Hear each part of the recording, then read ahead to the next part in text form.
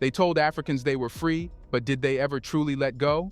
The West handed over flags and anthems, but held onto the real levers of power. Dr. Arikana broke the silence and exposed how the West still controls Africa. We were given independence by name. The multinational companies that existed during colonization, they have never left Africa to this day. Decades after the so-called independence of African nations, the truth is clear. Freedom was never truly given.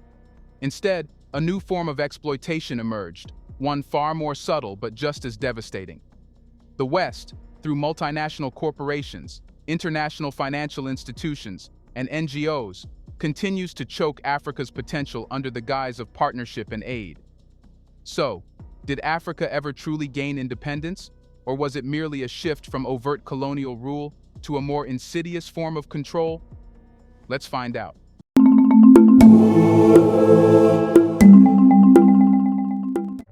When colonial powers withdrew their flags and soldiers, they left behind something far more dangerous: their corporations. Shell, Total, and BP. These weren't just companies, but extensions of colonial power, ensuring that Africa's wealth continued to flow west. Independence ceremonies were grand, filled with hopes and promises. But behind the scenes, deals were struck. Contracts were signed, often under duress or manipulation, that ensured African resources would remain under foreign control. The multinationals stayed, becoming the new colonial masters, extracting trillions in resources while leaving crumbs for local populations. To what extent are we going to continue to be stupid? To what extent are we going to continue to be used as instruments of our own self-destruction? The withdrawal of colonial powers was less a relinquishment of control and more a rebranding exercise. While the African flag replaced the Union Jack or the French tricolor, the economic systems and structures remained intact, primarily benefiting Western interests. They didn't need direct political control when they had economic domination. The so-called independence was a strategic shift, a way for colonial powers to maintain influence without bearing the direct costs and responsibilities of administration. This wasn't just about oil and minerals. The financial chains remained firmly intact. The World Bank and IMF stepped in, promising development aid but delivering economic servitude. They imposed structural adjustment programs that required African nations to privatize state assets, cut social services, and open up their markets to Western goods, effectively dismantling local industries. This was economic imperialism disguised as financial aid, shackling African economies to a perpetual cycle of debt and dependency. In French-speaking Africa, for example, the Pact for the Continuation of Colonization forced these nations to continue depositing their foreign currency reserves in France, maintaining a stranglehold on their financial independence. Even today, these countries are required to keep a significant portion of their reserves in France's central bank, ensuring ongoing economic dependency. This arrangement allows France to continue profiting from Africa's wealth while maintaining the illusion of African sovereignty. If independence was merely an illusion, we must ask, how has the West managed to maintain this grip under the guise of assistance and development? Here's a reminder to please like and share the video and subscribe to our channel to watch more videos on Black culture, history, civilization, and identity. Let's continue now.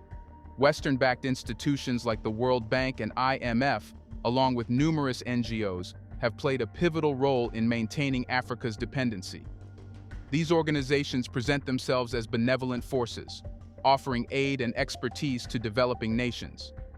However, their assistance often comes with strings attached, strings that tighten the noose around Africa's neck.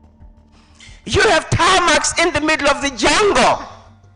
747s flying into DRC, picking up minerals and flying right out of Africa. And this is happening all over Africa. You have NGOs that are sent to Africa not to help you.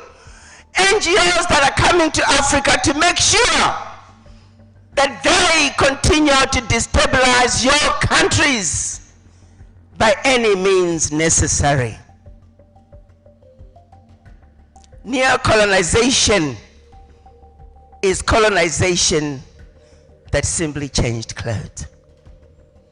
As we talk about our Africa and what is ailing our beloved continent, as we talk about institutions of higher learning, it is important that children, you understand the three axes of evil. The structural adjustment programs SAPs of the 1980s and 1990s are prime examples of this. African nations, desperate for financial support, were forced to accept these programs, which mandated the privatization of national industries, drastic cutbacks on social spending, and opening markets to foreign goods. These measures, while touted as necessary for economic stabilization, instead crippled local economies, exacerbating poverty and inequality. Local industries could not compete with heavily subsidized Western products, leading to widespread unemployment and economic stagnation. Furthermore, the privatization efforts often led to foreign companies purchasing key state assets at bargain prices, further consolidating Western control over African economies. These corporations are then able to extract resources and profits, sending them back to their home countries while leaving local economies with little to show for it. This form of economic imperialism ensures that wealth flows out of Africa, maintaining a cycle of poverty and underdevelopment. NGOs, meanwhile, often operate as the soft power arm of Western interests. While some may genuinely seek to help, many come with their agendas, aligned more with the interests of their Western backers than with the needs of the African people. They perpetuate a narrative of African incompetence and dependency, ensuring that the continent remains a playground for Western experimentation and control. In many cases, these NGOs act as intermediaries, funneling aid in a way that bypasses local governments and institutions, further weakening the state's capacity and legitimacy. In addition to that pact, in addition to the constraints that are being put on African leaders, in addition to the fear of having coups and African leaders being eliminated when they try to do that which is right for their people, we also had to deal with the multinationals that never left Africa since colonization to this day. Additionally, Western countries use these NGOs to meddle in African politics subtly. By funding opposition groups or pushing for specific policies under the guise of humanitarian aid, these organizations can influence political outcomes without direct intervention. This allows Western nations to maintain control over African governance structures, ensuring that their interests are protected. Moreover, Western nations have also been known to use aid as a political tool, rewarding compliant governments and punishing those who dare to pursue an independent path.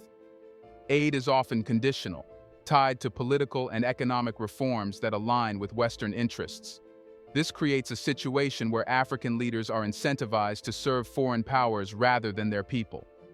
With such a stronghold over Africa's financial and social sectors, the next question is, what has been the impact of this neo-colonialism on Africa's political landscape? Africa's political landscape has been profoundly shaped by neo-colonialism. Many African leaders find themselves trapped in a web of Western interests, pressured to adopt policies that favor foreign corporations and governments. Leaders who resist are often met with economic sanctions, orchestrated political opposition, or, in more extreme cases, direct intervention or regime change. The West has perfected the art of political manipulation, using soft power tactics such as funding opposition groups, controlling narratives through media, or leveraging international bodies to delegitimize governments that refuse to toe the line. This constant external pressure has stunted Africa's political growth, creating a cycle of dependency where genuine self-determination remains elusive. African leaders are often caught between a rock and a hard place, serving their people and facing the wrath of powerful Western interests, or aligning with those interests to secure aid, loans, and diplomatic support.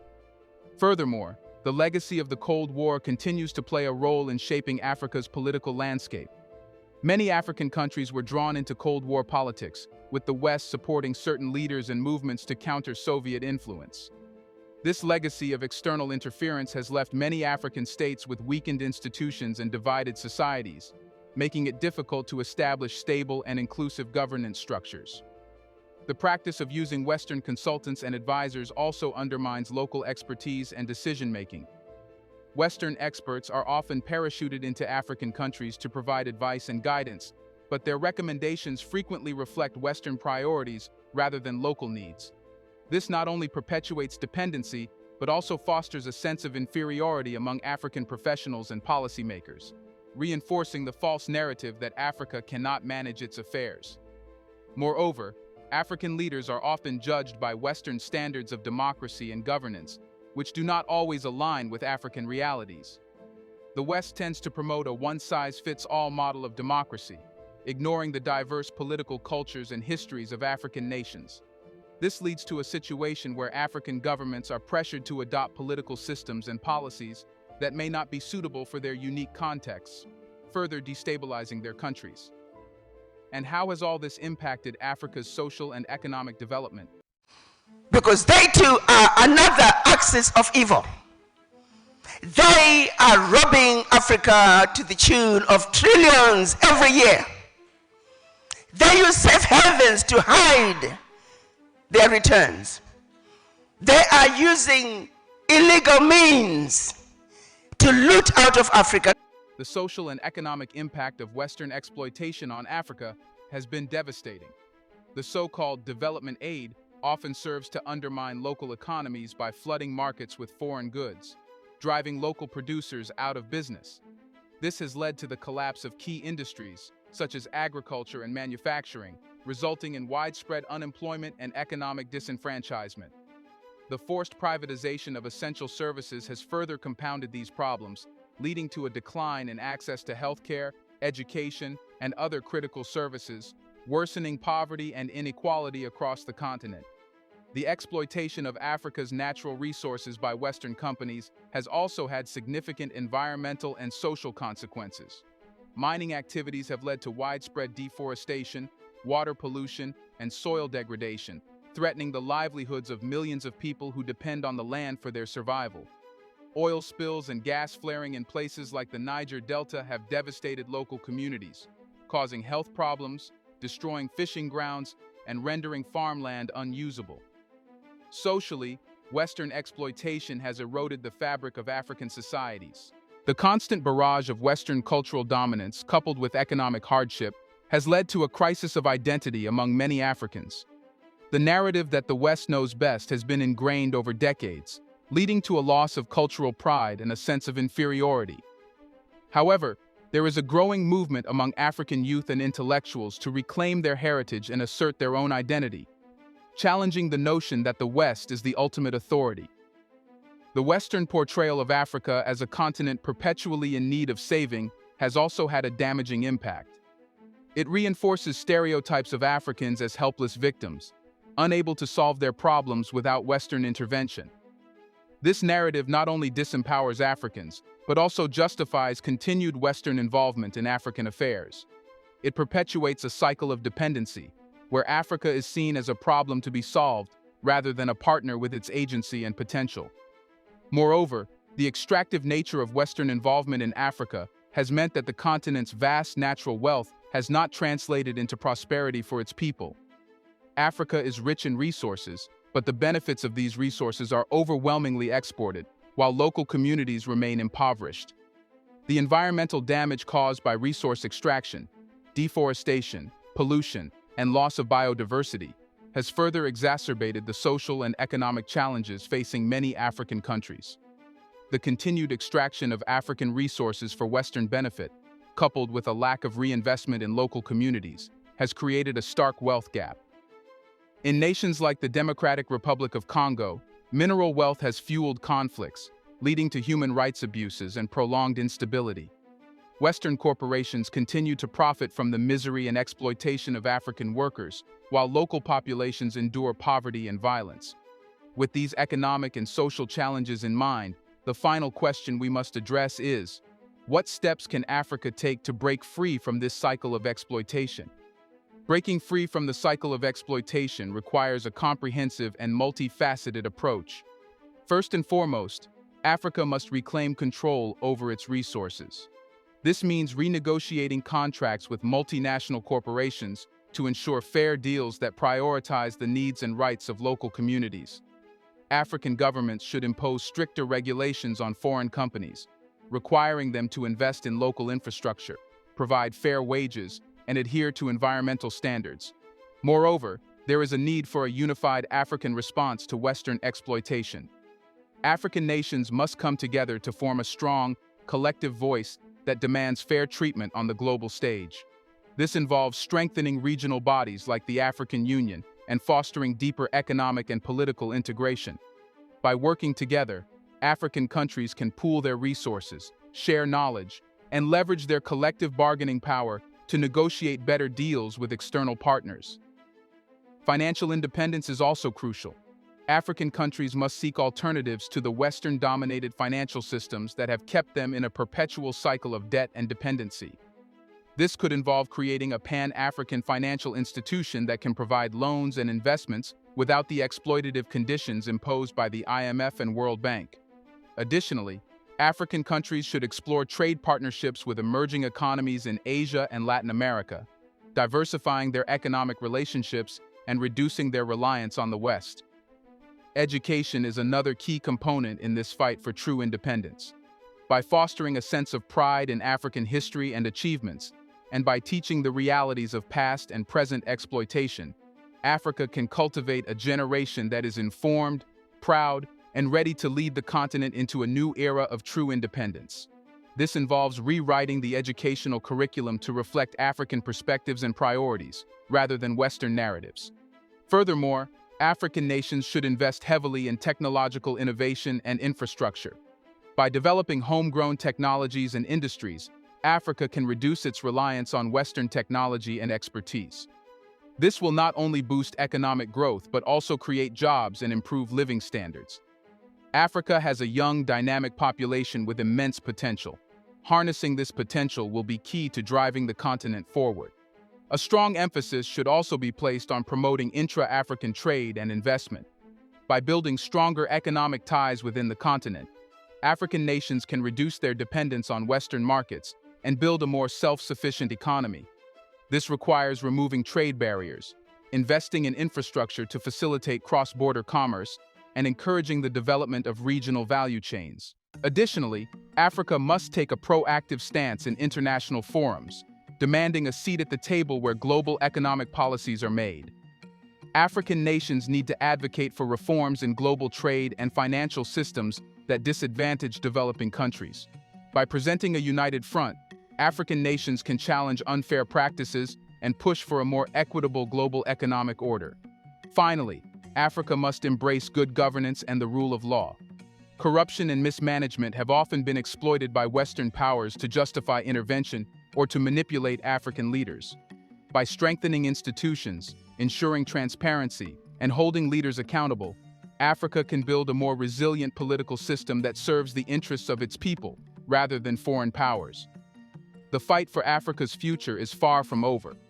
The West may have shifted tactics, but their goal remains the same: to control and exploit.